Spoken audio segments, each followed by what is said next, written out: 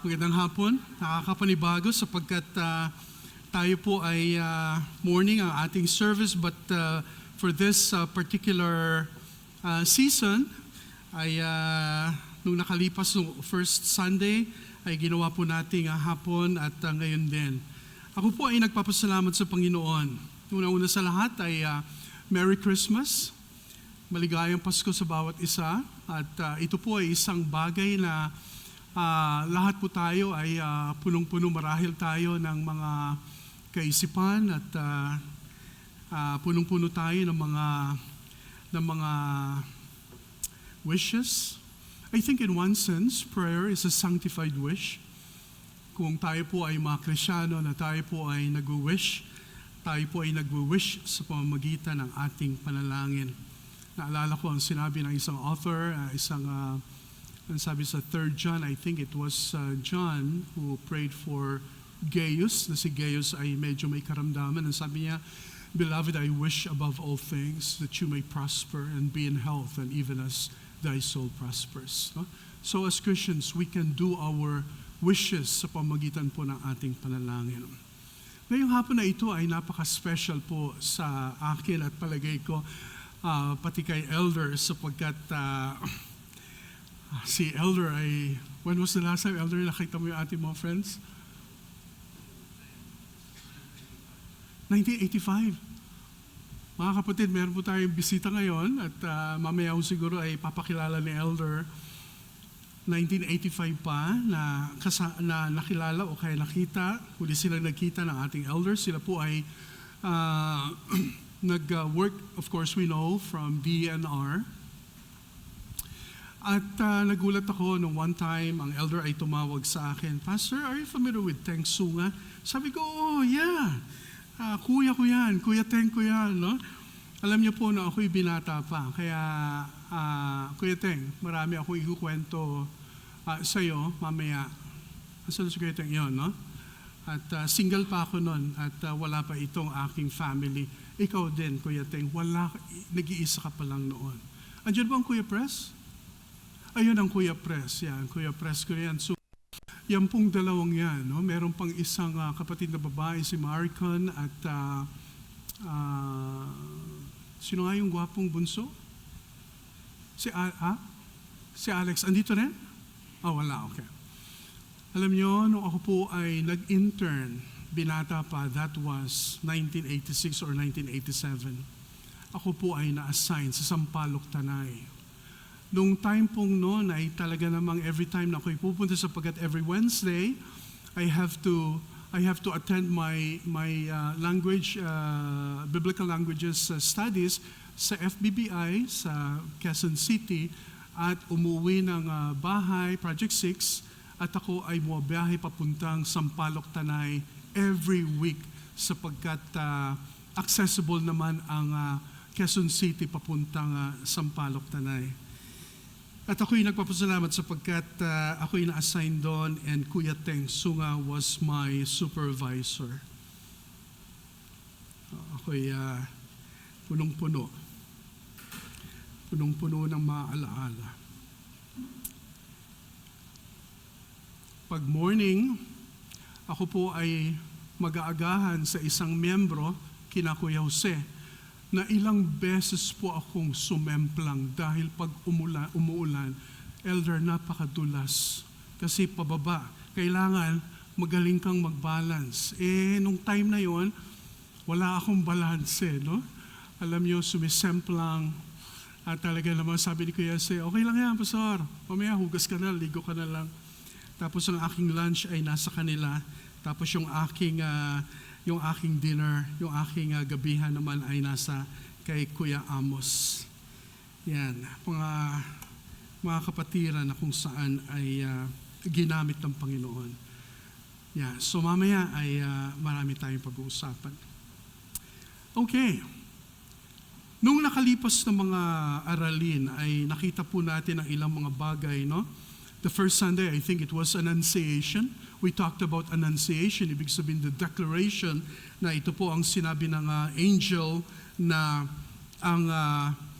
itong si Berheng Maria siya ay magdadalang tao. It was an annunciation, the declaration that the plan of the Lord was just in time when the fullness of the time has come. Eto na, yan, it was announced. So nakita po natin at binigyan ko po ng ilang mga aralin din ang Luke chapter 2 at ngayon ay ganun pa rin tayo. And then we talked about the light. I think it was Deacon Manny who talked about the light at nakita po natin ang ilang mga bagay na magaganda. At kung saan ay ang nangyari po sa was it Bondi Beach, Elder? No? At sumabay po sa Hanukkah na kung saan ay sineselebrate ng mga Jewish people ang Festival of Lights. And before that happened, naalala ninyo, tayo po ay nasa synagogue. The Lord has given us the opportunity to be in synagogue in Makati, and we met the rabbi and Elder and I. We have been thinking about this kung saan ay in the future, hindi pa man siguro, baka next year we will talk about the relationship of the synagogue. What is a synagogue? And at the same time, what is ecclesia? Titingnan po natin ang tinatawag na historical perspective ng dalawang ito at kung paano ito ay ating maintindihan, and especially tayo mga believers, because tinatanggap po natin ang lumang tipan. We believe in the 39 books of the Old Testament, and we believe sa 27 books of the New Testament. At yan po, naniniwala tayo sa canonical inspiration. Meron po tayong 66 books. At bilang mga anak ng Diyos, napaka-importante sa atin ang background ng Old Testament. And scholars would call it as First Testament, and then the Last Testament. Tayo naman ay Old Testament, and then New Testament. So napakaganda. And so nangyari itong sa Bondi Beach at talaga namang hindi natin akalain, hindi natin maunawaan na parang ang mag-amang namamaril ay parang namamaril lamang ng mga ibon na nagkalat. No? It was such a horrific at talaga namang napakatindi. No? And of course, ang daming mga narratives tungkol dyan at of course, hindi na tayo sasama doon sa mga bagay na yan, kundi I think in a way, we need to have some space. We need to have some space, sacred space, na dapat nating pag-isipan ang mga bagay na ito. And so, ito pong Christmas celebration natin, I thought about this topic, room, silid. At binigyan ko siya ng subtitle na Sacred Ordinary. Ibig sabihin, alam po natin ang kwento, at dito po sa kwentong ito, alam niyo ba, sa totoo lang, marami po mga misunderstandings. Na pag sinabing there was no room for them in the inn, na parang ang kaisipan agad ay walang pumansin, ni-reject siya, and so on and so forth, at hindi inasikaso and everything and so on.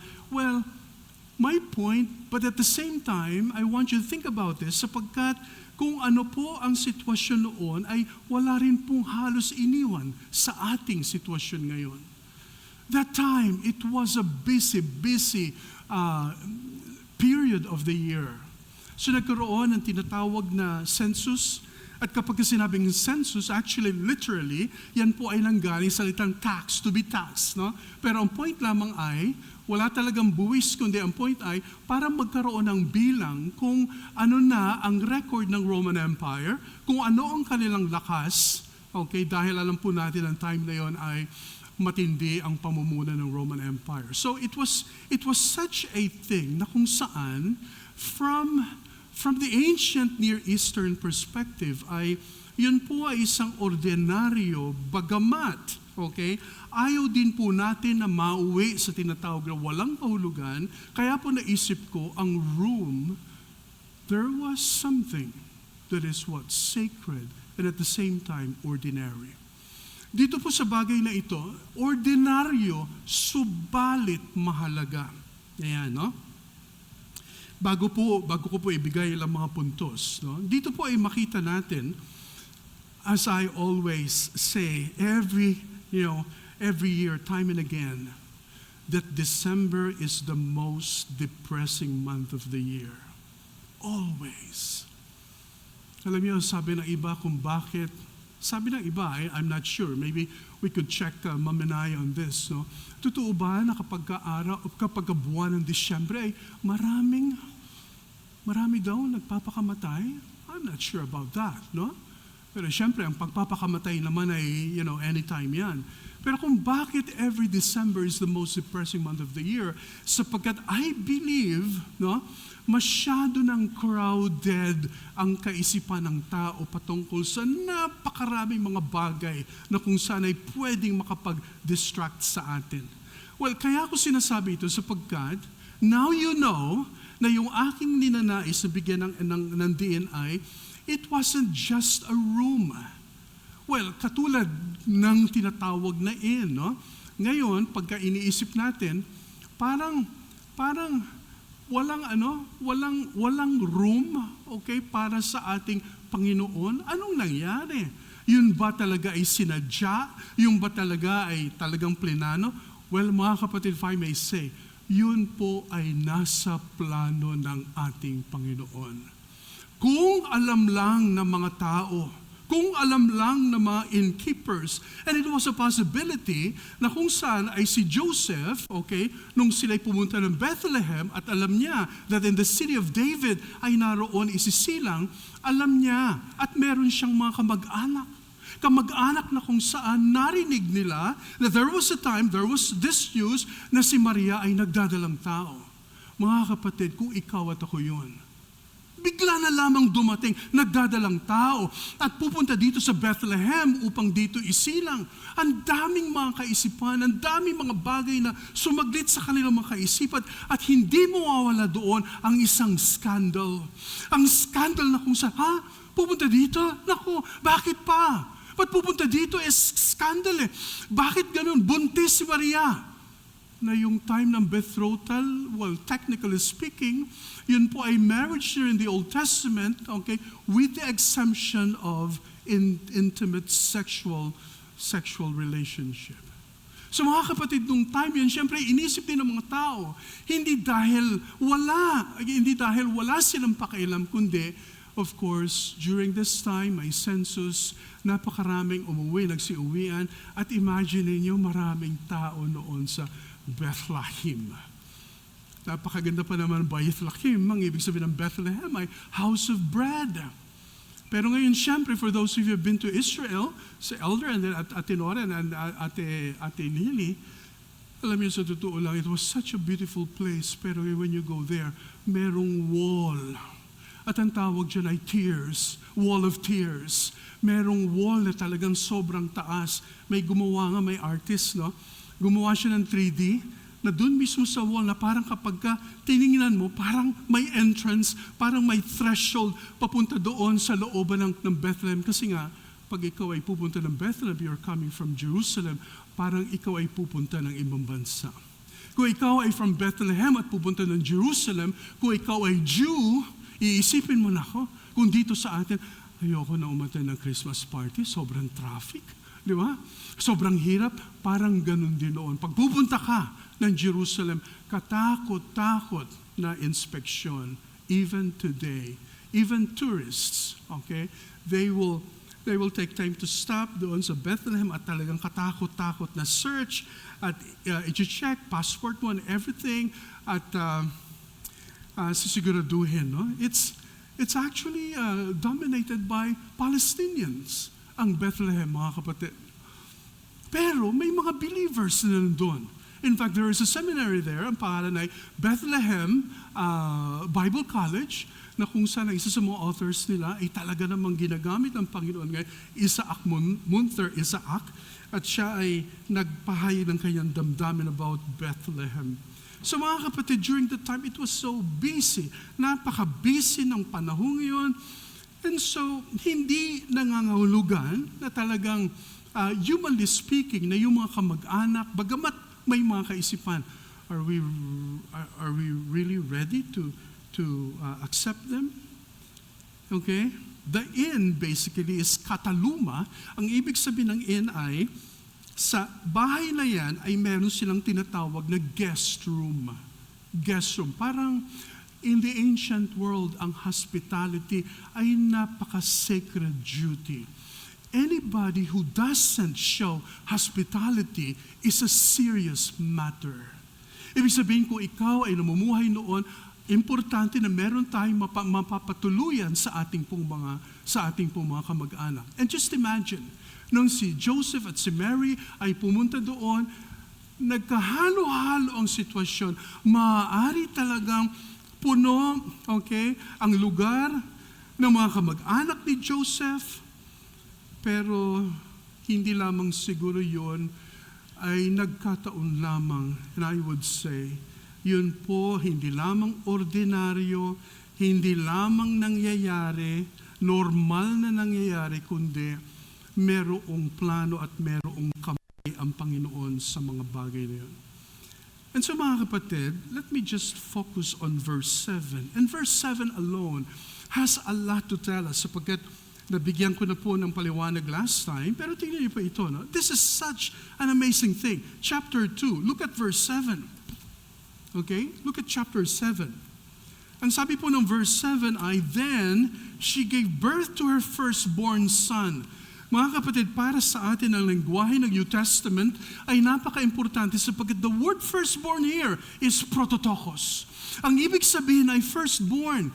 Ang kanyang prominence was actually declared from the very use of that firstborn. Kaya alam nyo, yan din ang ginamit sa Colossians chapter 1, verse 15, that Jesus Christ is the firstborn. Ang firstborn doon, hindi nangangahulugan lamang na panganay, kundi, merong position of prominence.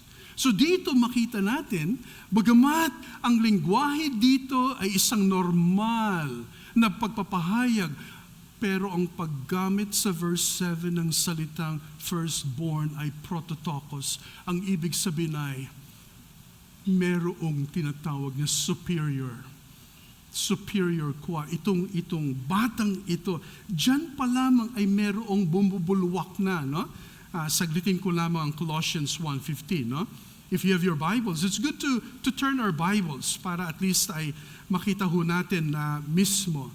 Colossians chapter 1, hindi ko na nilagay sa ating PowerPoint sapagkat gusto ko na lahat tayo ay take time. Colossians chapter 1 verse 15. Actually, beginning on verse 15, okay, yan po ay up until verse 18, okay?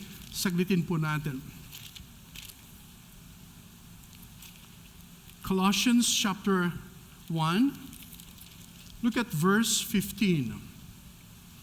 Ang sabi po dyan, He is the image of the invisible God, the firstborn over all creation. You see that? The firstborn over all creation. In other words, hindi ho panganay, if we will compare it dito po sa Luke, kundi it is a position of prominence. Ibig sabihin yung deity or deity ng ating Panginoon ay napakaliwanag po. Ang sabi dyan, verse 16, for everything was created by Him in heaven and on earth, the visible and invisible, whether thrones or dominions or rulers. So, dito po sa Colossians ay highly exalted itong text na ito hanggang verse 20, at makita po natin dito ang centrality ng ating Panginoong Jesus. So, beginning on verse 7, going back to Luke chapter 2, verse 7 ay makita po natin ang napakagandang kaisipan. Now, balikan po natin muli itong ating topic na room. There was no room for them in the inn. Nabanggit ko ang importansya ng hospitality, na ito po ay isang bagay na big deal in the New Testament times. At ito po ay napakahalaga when you are a guest. Kung ikaw ay bisita nung panahong yon, yan na ang ikaw ang pinaka-importanteng tao. Okay, kapag ikaw at ako ay bisita nung time na yon. Kaya, sa isang banda, hindi po pwede na walang nagawa rin sa isang banda. Subalit dahil nga doon sa napaka-busy ng pangyayari for sociologists, for those who are in the study of sociology, yung panahon yan sabihin na siguro ay hindi, talagang busy lang, talagang marami. Ayaw din nating mauwi doon lamang, kundi ang point ay even that was actually in the plan of the Lord. in the plan of the Lord. Kaya ngayong hapong ito, pansinin ho natin. Maaaring ang idea ng room, actually it's from the Greek word topos, na? It's like, pwedeng gamitin halimbawa, Peps, you have a room in my heart. You have a special room in my heart. Ano ibig sabihin? You have a special place in my heart. That's the very idea. O kaya sa, halimbawa, ang ating mga kapatiran ay meron silang room sa isang particular na trabaho and so on. It speaks, no? Metaphorically, doon sa idea na it may be something like of an influence or position. But there was no room for them in the inn. So ang nangyari, to make the long story short, ay ang guest room ay crowded, puno, at naroon sa sabsaban, it was like a stall. Kung saan, maaaring may mga dayami of course, naroon ang ilang mga gamit. Kasi etong usually ang guest room, okay, ay ito yung pinupuntahan ng mga travelers kasama ng kanilang mga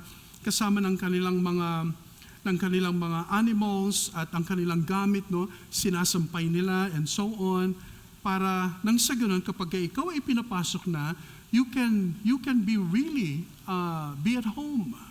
So na at home. And when Jesus Christ was born, there was no room for them in the inn, pero He was laid in a manger. In other words, mga kapatid, it was such an ordinary thing, but let me tell you this. Number one, itong bagay na ito ay nais kong ipaalala na I don't want to spiritualize the idea of room, pero yun nga, ang sabi ko ay, it was an ordinary thing. Siguro kung naroon tayo, we could probably think, parang urgent eh. Siyempre, wala namang mga basic health services ng mga panahong yun. Kundi, naroon at dun siya inabot, pero I believe that it was in the plan of the Lord. Number one, nais kong sabihin sa atin, bagamat ang eksena ay isang ordinary thing, ordinary picture, let me say this, na walang ordinaryo sa ating Panginoon. What is an ordinary thing? What is the opposite of ordinary? Extraordinary. So kapag pinantay mo yung dalawa, ay, ordinary lang. Parang ito yung hindi ka pansin-pansin. And a possibility na yung manger na yun ay automatic, doon stall, okay, doon binibigyan ng food ang mga animals. It was such an ordinary thing, but mga kapatid, it was actually according to the plan of God. Kasama po doon ang humility. The humility of the Lord Jesus Christ was seen where He was laid. So kung mapapansin po natin, kaya ang sabi natin, it was an ordinary thing. Walang lugar.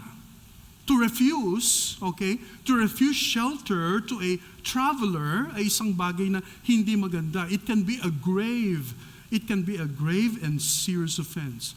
But wala talagang lugar. There was this manger. Pero siyempre, normal lang dahil mga tao din sila, katulad din natin. Hindi kaya sa likod noon ay may mga bubulong na mga kaisipan, eto isisilang, hindi ba't may scandal? Wala pa silang tinatawag na sexual relation and yet isisilang. So may mga tanong. At sino ba makakaunawa ng tinatawag na virgin birth? Sino ba makakaunawa na ang kinoconceive ni Mary is from God? Mga kapatid, it was so difficult. So what I'm trying to say is, bagamat ordinaryo ang mga pangyayaring ito, nais kong sabihin sa ating lahat na itong mensahe, itong kapaskuhan na ito, tatandaan natin na walang ordinaryo sa Diyos. Imagine niyo kung ordinaryo lamang, hinto lamang tayo doon. Sino ka ba? Who are you? What is man that thou art mindful of him? Or the son of man that thou visitest him? Ibig sabihin tayo ay wala tayo. Ibig sabihin, pwedeng lampasan tayo ng Diyos. Bakit? Sapagkat tayo ay mga ordinaryong mga tao. At hindi lamang yan, tayo po. Hindi ko ibig sabihin na tayo po ay ordinaryo. We were still made in the image of God, but because of sin, tayo po, dinisobey natin ang Panginoon. The very context of Genesis, no? We clench our fist against God at sinabi natin, kaya na natin ito.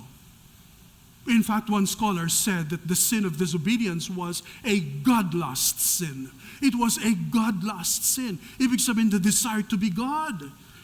Pero alam niyo, in one sense, the language in Genesis ay nagpapatunay na sila po ay binigyan ng kapasidad ng Diyos to even be really critical thinkers. Kaya lang, dahil sa kanilang kagustuhan to disobey God.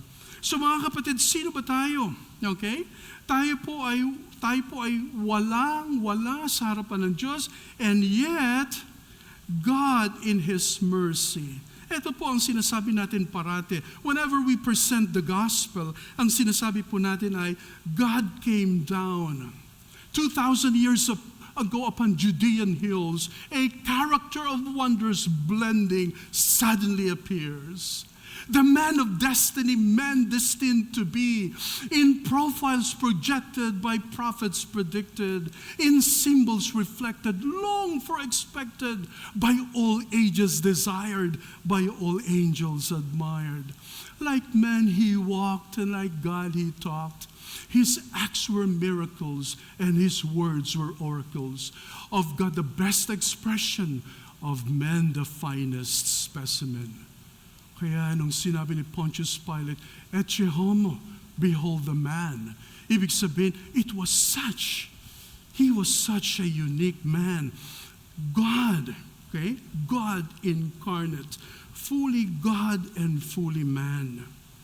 Kaya mga kapatid, ang ordinary sa buhay natin, God has rescued us from the ordinariness of this life because of the gospel. Because of Christ. Kaya minsan kapag sinasabi natin, well, my life is just a mess. Well, my life is just an ordinary thing. Ordinary ang buhay mo. But because of the gospel, because of the Lord Jesus Christ, and because of the message of Christmas, ang ordinaryo, mga kapatid, ay nagiging isang kamangha-mangha sa ating buhay. Kaya alam nyo, ang problema natin ngayon, hindi na tayo namamangha. We no longer wonder at what?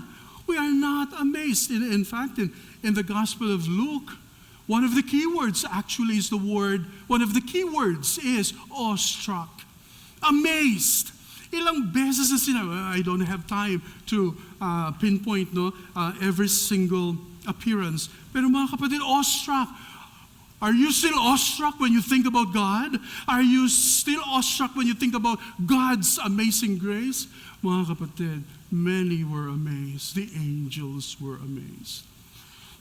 Kung ang mga innkeepers nung panahong yun, talagang wala silang magawa. Walang room, pero naroon ang manger. But the angels were amazed, and they brought true worship before God.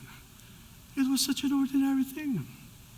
It was such an ordinary time. And yet, when the fullness of the time has come, that is the very important thing. When the fullness of the time has come, God sent forth His Son. That is the very idea of what? The Kairos event. There are actually two words from the New Testament kapag sinabi nating time. One is chronos, chronology, and one is kairos. Kairos is what? This critical time. When the fullness of the time has come, kairos. Kaya pala ang tawag ng ibang mga scholars kay Christ ay kairos event. The incarnation was a kairos event. Ibig sabihin, it was such a critical time when Christ came. Mga kapatid, tatandaan po natin, walang ordinaryo sa Diyos. Sa buhay mo at sa buhay ko, walang ordinaryo. Tandaan po natin ito. Mahalaga po ito sapagkat tayo pong lahat ay sasalubong sa mga bagay sa mundong ito na kung saan pwede nating i-segregate. Ito ay mga ordinaryong mga bagay, ito ay mahalagang mga bagay. Baka nagkabaliktad tayo sa ating mga prioridad. Baka yung ordinaryo, dapat yan ay mahalaga. Katulad ng isang room, there was no room for them in the inn. It was an ordinary thing. Pero mga kapatid, the manger was all the more ordinary, and yet we have seen the grace and the majesty of the Lord. Pangalawa, hindi lamang walang ordinaryo sa Diyos. Number 2, ang di inaakala, yan, same thing, pero gusto kong bigyan natin ito, tinagalog ko siya para at least ay maglaro sa ating kaisipan ngayong season na ito. Ang di inaakala ay mahalaga. Meron ka bang mga di inaakala sa panahong ito? Meron ba tayong hindi ina-anticipate sa mga bagay na ito? Well, bilang mga anak ng Diyos, we struggle with the implications of sin sa ating mga buhay. We struggle with, God is the God of surprises. Marami siyang ibinibigay sa atin. Mga problema, mga pagsubok, mga kabigatan and so on. Ang lahat ng ito, dumarating sa atin katulad ni Joseph and Mary. Imagine niyo, when they were actually coming from Galilee, doon sa Nazareth at papunta ng Bethlehem, imagine niyo para sa nagdadalang tao, mga kapatid, almost 90 miles? 90 miles? At syempre, lakad lang yon, maaring siguro 3 days journey para kay Mary. And so, lahat naisip na natin. Ang terrain and so on and so forth, talaga namang, talaga napakahirap. Alam niyo kung meron kang sitwasyon sa buhay na hirap ka, you think about this, the Christmas story. Punong-puno ng kusot at gusot. Punong-puno ng kahirapan, and yet at the end of the day, yung pala, merong laan ang Panginoon. Ang di inaakala ay mahalaga. God works sometimes in the least expected places and events. Sino ba naman mag-aakala? For example, a burning bush. Naalala natin si Moses. The shepherds were actually in the fields. Sila ay kung bakit sa mga shepherds, sila ang nakasaksi at sila ang binigyan, ng pagkakataon to behold the message of the firstborn son.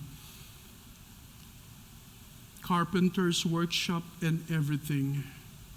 Mga kapatid, ang mga bagay na ito ay nagpapaalala sa atin na may mga bagay na hindi natin inaakala, yung pala, ang nais ng Diyos ay upang tayo ay mamulad. Pero we need to be very careful in how we use passages minsan. Ito kanina, habang kami pababa, iniisip ko, napakarami mga verses ang talaga namang misquoted at misapplied natin. For example, Philippians 4:13, I can do all things through Christ who strengthens me. Well, si Steph Curry kasi, ang naglagay sa kanyang shoes, Sino ba naman ang aangal kay Steph Curry? Pero kapag sa isang banda, wala sa context.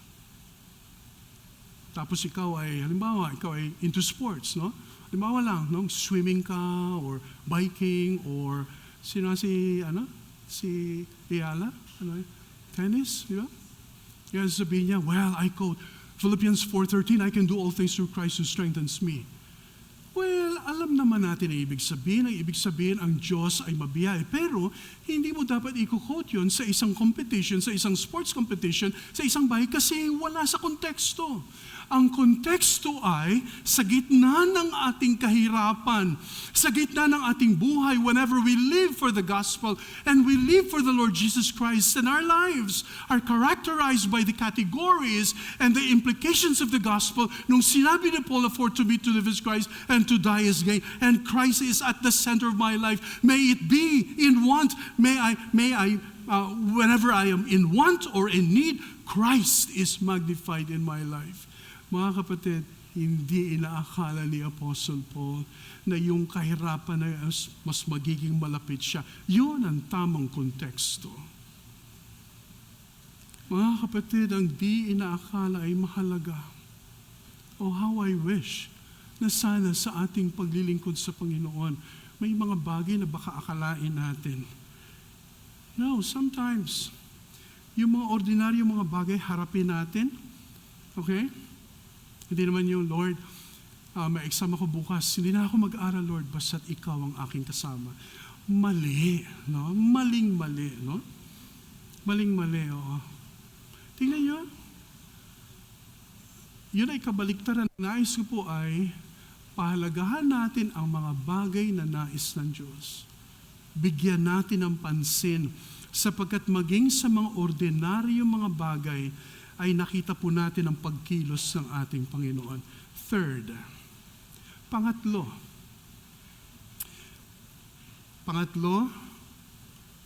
puwang upang magkasundo. Ibig sabihin, kailangan po natin ng space.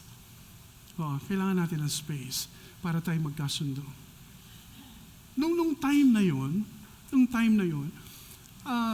sabi na nga natin, napaka-busy, ang mga tao ay talaga namang sila ay magpapa-enroll, sila ay magpapalista, na sila ay, di ba, nasa within the Roman Empire sapagkat mahalaga yon. You see, merong civil rights at merong tinatawag na obligasyon ng mga tao ng time na yon. You see that? God was actually in control of everything. He was in control. Kaya yung mga historical snapshots dito, binanggit yung governor, yung binanggit dito, time ni Augustus, and so on. Lahat ng yan ay talagang historical facts na talagang ang birth ng Panginoon ay nangyari sa panahong yun. Room can be a space for you and for me.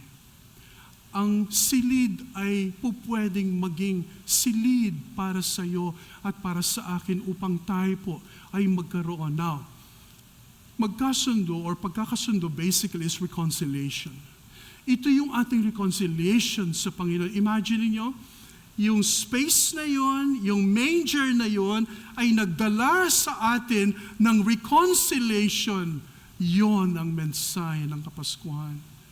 Alam niyo, sometimes, minsan kailangan lang ng humility para tayo ay magkasundo. Minsan isang ordinaryong bagay, yung pala, sinong, di ba? Sino may gusto ng lugar na manger? Diba? Lalo sa panahon ngayon, no?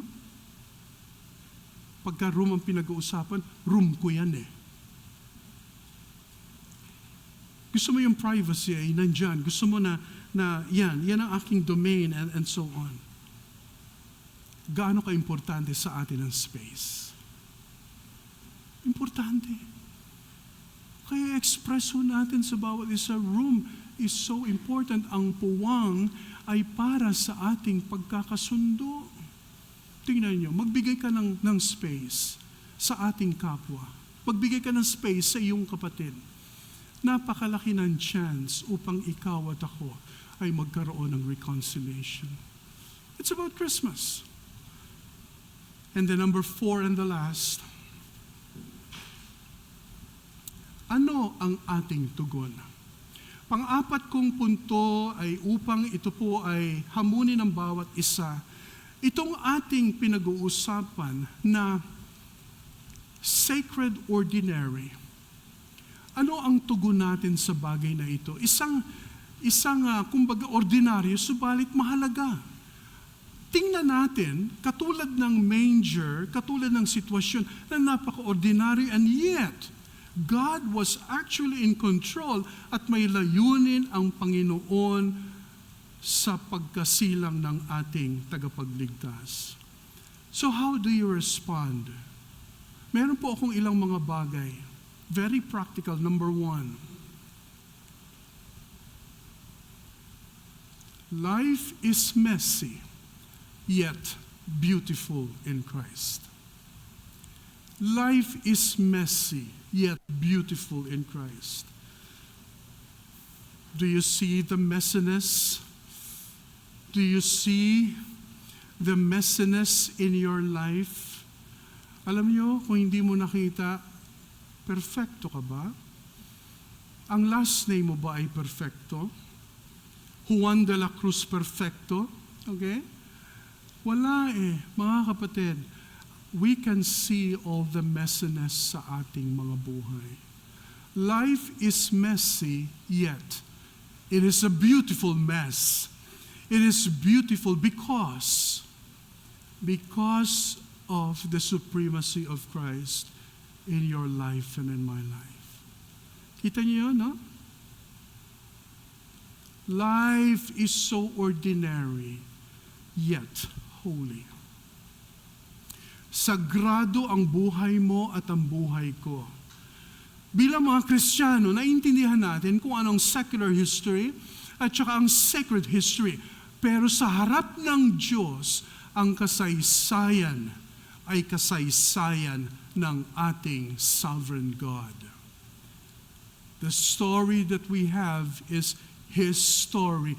History is His story according to His plan and providence. And then the last.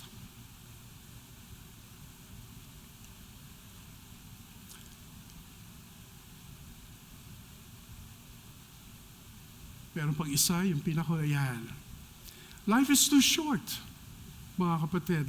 Life is too short, yet too long in and with Christ. Why?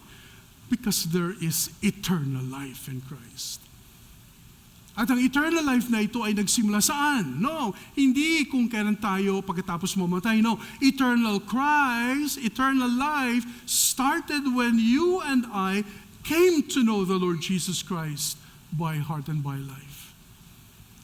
Ang buhay na walang hanggan ay kung hindi ito kung kailan tayo mamamatay, kundi ang buhay na walang hanggan ay nagsimula na nung ikaw at ako ay lumapit sa Panginoon, nagsisi ng ating mga kasalanan at hiniyakap siya, tinanggap siya bilang ating Panginoon at tagapagligtas, na siya na ngayon ang ating Lord and Savior. Mga kapatid, yan ang tinatawag na eternal life.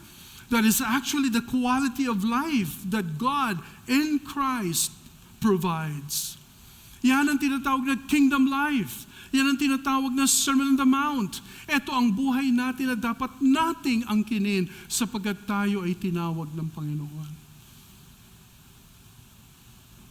Mga kapatid, kung ikaw ay may Kristo sa iyong puso, at kung ikaw ay may Kristo sa iyong buhay, siya'y tagapagligtas mo, mga kapatid, sa totoo lamang, sa buhay na ito, meron pa ba tayong katatakutan? Of course, matatakutin tayo. Pero ang point ay, kapag pinag-uusapan na yan, tinatawag na eternal destiny, do you have the Lord Jesus Christ? Remember this season, Christmas season. Let me say this once again. He came from the bosom of the Father to the bosom of a woman. He put on humanity that we might put on divinity. He became the Son of Man that we might become the sons of God. And He came from heaven to earth that we might go from earth to heaven. He left the regions where the rivers never freeze, winds never blow, and frosts never bite, and flowers never fade. Where there are no undertakers, no doctors are needed because no one is ever sick. Where graveyards never hunt, death never comes, and where no funerals are ever conducted. He was born nearly 2,000 years ago, contrary to the laws of nature. He lived in poverty and was reared in obscurity.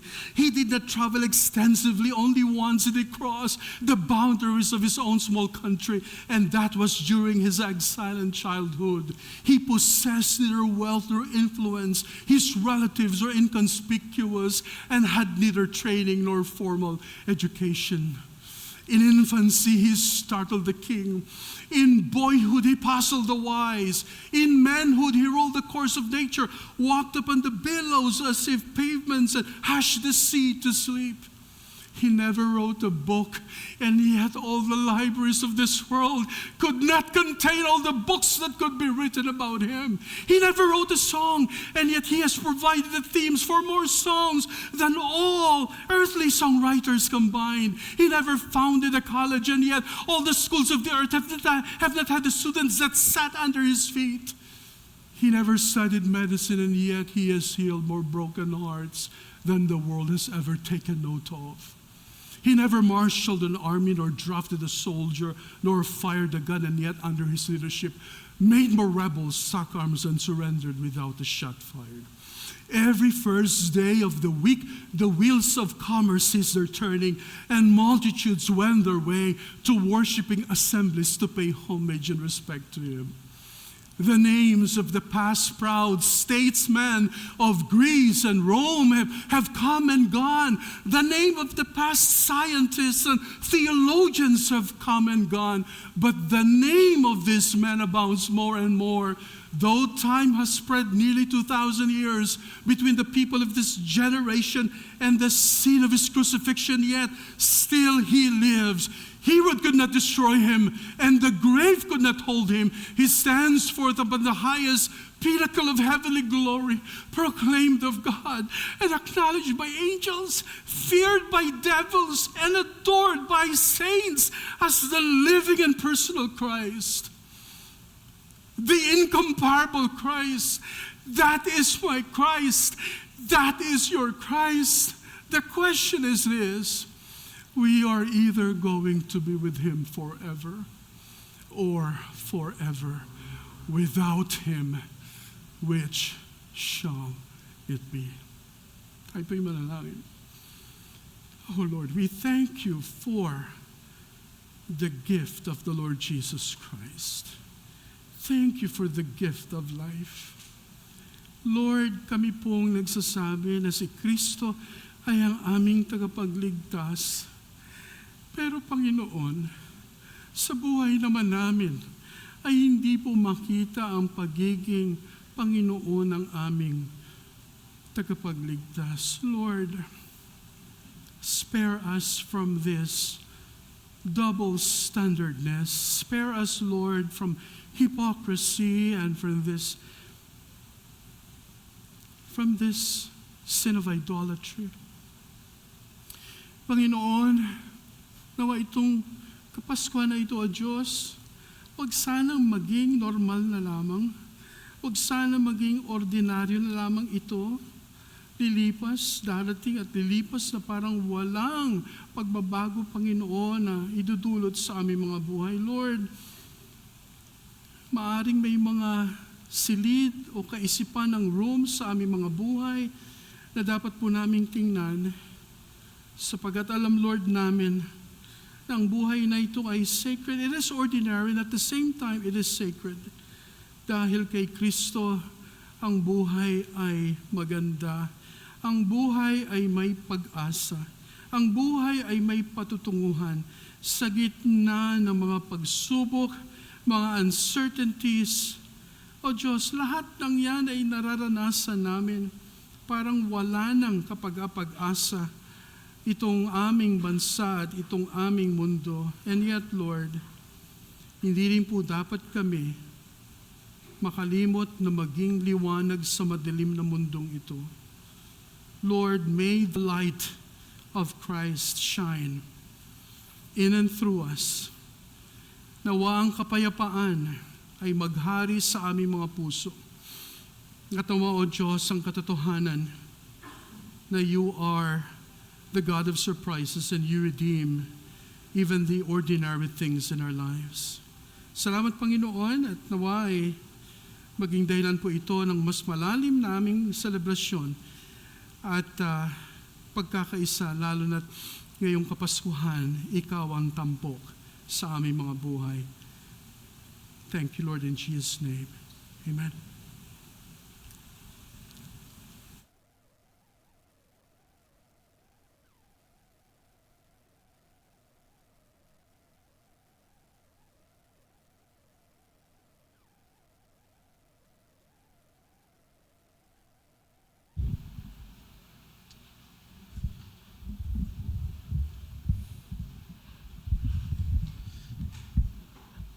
I call on the leaders of the church to please come over and assist me in the celebration of the Lord's table.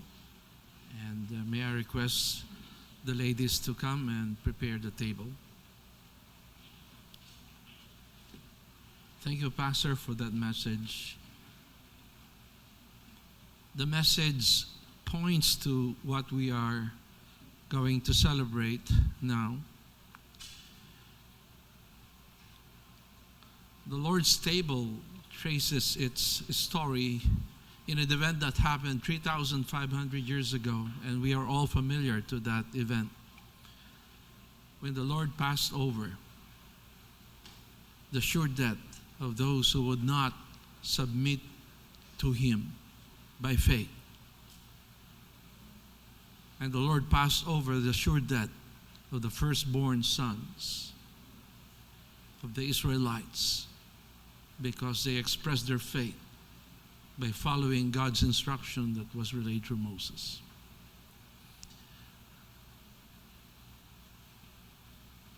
It was an event, a shadow, a type of the true passing over that God planned.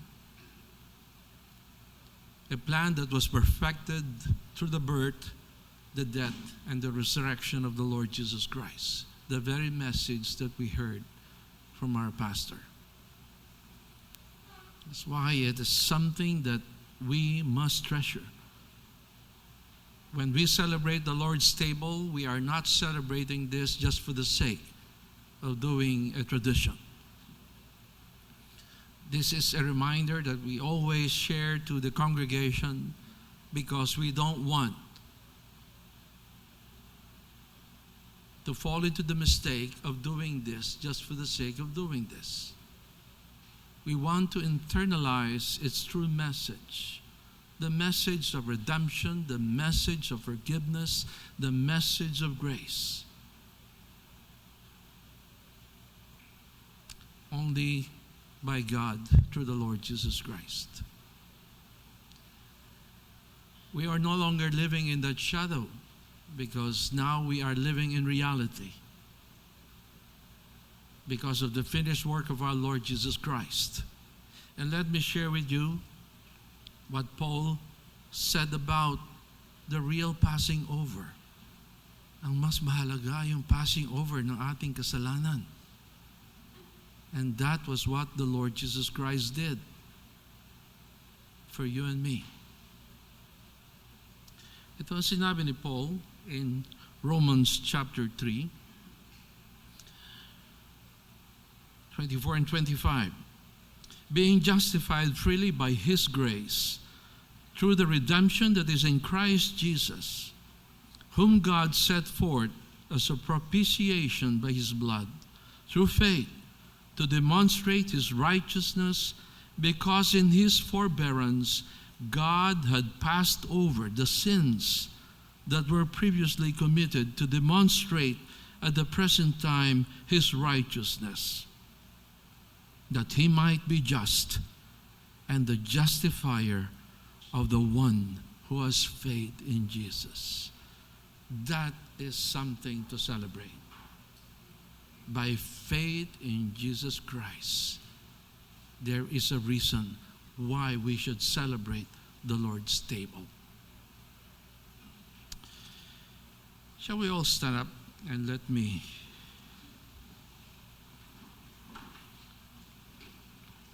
before I read 1 Corinthians chapter 11, may I request the sharing of the MCBC Covenant sa screen, at ito ay ating sabay-sabay na babasahin.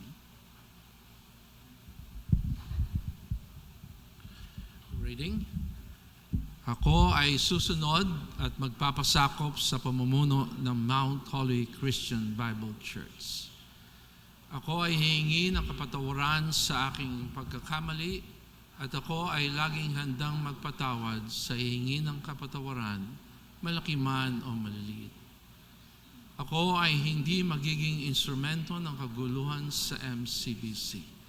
Bagkus ako ay laging magsisikap na ang pagkakaisa ng MCBC ay hindi madudungisan. Ako ay magtatrabaho sa sukdulan ng aking kakayanan na ibinigay ng Panginoong Hesus sa ikalalago ng MCBC. Aking pagtitibayin ang espiritual na kahulugan ng mga salitang mahalin ang iglesia at laging makiisa. Aking ipaglalaban ang iglesia sa kanyang kadakilaan at kalinisan sa paraang makikita ang tunay na anyo ng Kristyanismo. Aking iingatan ang aking puso at pananalita upang hindi ako makasakit ng aking mga kapatid sa Panginoon at sa aking mga kaibigan. Ako ay magsisikap na maging masigasig sa pagbabahagi ng Ebanghelyo. Ako ay magkukusa sa aking maaaring maitulong para sa ikalalago ng Mount Holly Christian Bible Church.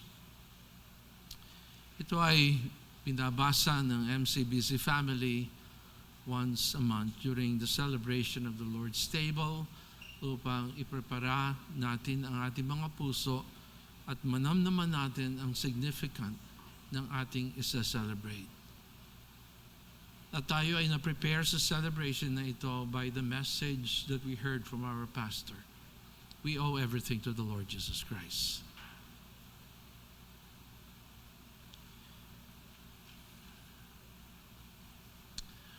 Let me read these instructions from God through Paul in 1 Corinthians chapter 11, starting in verse 27. Therefore, whoever eats this bread or drinks this cup of the Lord in an unworthy manner will be guilty of the body and blood of the Lord. But let a man examine himself, and so let him eat of the bread and drink of the cup. For he who eats and drinks in an unworthy manner eats and drinks judgment to himself, not discerning the Lord's body. For this reason many are weak and sick among you, and many sleep. We have been given this instruction to contemplate, reflect, bring our hearts to the Lord, and ask for His forgiveness. Let's deal with ourselves. Let's be open to God. Let's talk to Him. And prepare our hearts to what we're celebrating. Let's have a moment of silence.